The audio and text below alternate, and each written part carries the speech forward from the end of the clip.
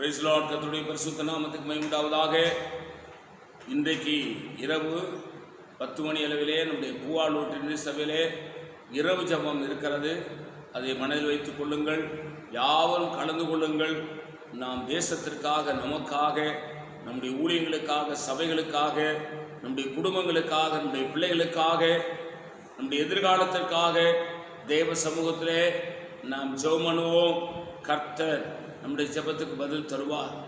இந்த நாளுடைய ஆசீர்வாதத்துக்காக ஒரு வேத பகுதி வாசிப்போம். அது சகரியா 12ஆம் அதிகாரம் 10ஆம் வசனம். நான் தாவீதின் குடும்பத்தின் மேலும் எருசலேமின் குடிகள் மேலும் கிருபையின் ஆவியும் விண்ணப்பங்களின் ஆவியும் ஊற்றுவேன். அப்பொழுது அவர்கள் தங்கள் குத்தினை என்னை நோக்கி பார்த்து, ஒருவன் தன் ஒரே பேரானவனுக்கு புலம்புகிறது போல எனக்காக புலம்பி, ஒருவன் தன் தலைச்சன் பிள்ளைக்காக துக்கிறது போல எனக்காக மனங்கசந்து துக்கிப்பான். லேலுயா. கவனிங்க, என்ன சொல்றாரு? நான் தாவீதின் குடும்பத்தாரின் மேலும் எருசலேமின் குடிகள் மேலும் கிருபையின் ஆவியையும் விண்ணப்பத்தின் ஆவியையும் ஊற்றுவேன். ஜனங்கள் பல நாட்களாக, பல வருடங்களாக ஜெபம் இல்லாமல் போய்விட்ட இஸ்ரவேல் மக்களுக்குள்ளே, அப்ப சகரியா தீர்க்கதரிசி மூலமாக ஜெபமில்லாத அந்த வாழ்க்கையிலே இப்ப ஆண்டவர் என்ன சொன்னான்? தாவீதின் குடும்பத்தார் மேலும் எருசலேமின் குடிகள் மேலும் கிருபையின் ஆவியும் விண்ணப்பங்களின் ஆவி ஊற்றுவேன்.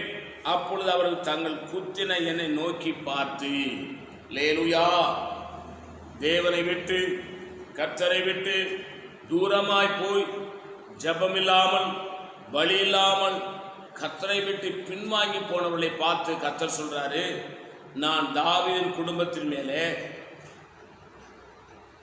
கிருபையின் ஆவியையும் விண்ணப்பங்களின் ஆவியை ஊற்றுவேன்.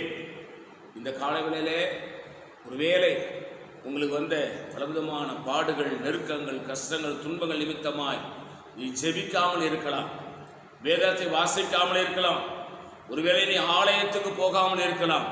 கர்த்தருடைய ஆவியானவர் சொல்லுகிறார், உன்னை திரும்ப உயிர்ப்பிப்பதற்காக கிருபையின் ஆவியையும் விண்ணப்பத்தின் ஆவியும் உன்மேல் ஊற்றுகிறார் என்பதை மறந்து விடாதே.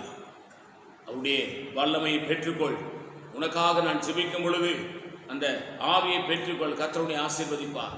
நான் இப்பொழுது உங்களுக்கு ஜெபிக்கிறேன். பரிசுத்த பிதாவே, இயேசு கிறிஸ்துவின் நாமத்தினாலே நான் ஒருமனப்பட்டு ஜெபிக்கிறோம்.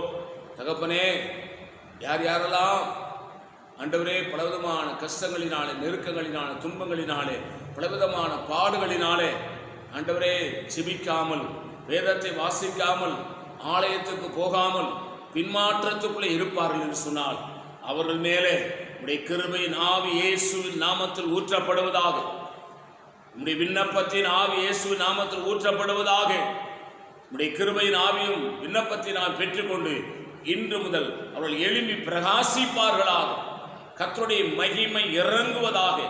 உடைய பிள்ளைகளை அப்படியே நிரப்புவதாக. ஆசீர்வதிக்கிறோம். இயேசுவின் நாமத்தில் வேண்டிக் கொள்கிறோம் பிதாவே. ஆமென். God bless you. கர்த்தர் உங்களை ஆசீர்வதிப்பாராக.